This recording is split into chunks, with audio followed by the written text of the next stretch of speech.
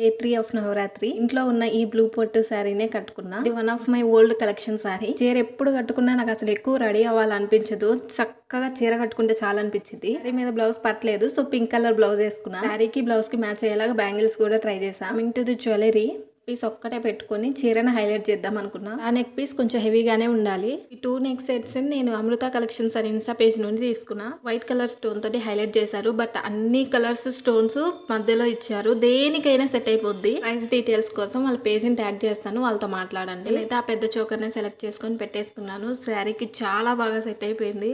హడావిడిగా లేకుండా తెలుగింటి అమ్మాయిలాగా రెడీ అయిపోయా. సింపుల్ గా కాదు, హెవీగా కాదు, చాలు ఇట్లా రెడీ అయితే. ఆ లుక్ మీకు ఎలా అనిపించింది అనేది కామెంట్ చేయండి. నార్మల్ గా ఇంట్లో పూజలకైనా, గుడికి వెళ్ళాలన్నా, లేదంటే ఫంక్షన్లకు వెళ్ళాలన్నా ఇలాగే రెడీ అవుతాను నేను. శారీ డీటెయిల్స్ అయితే అడగొద్దు.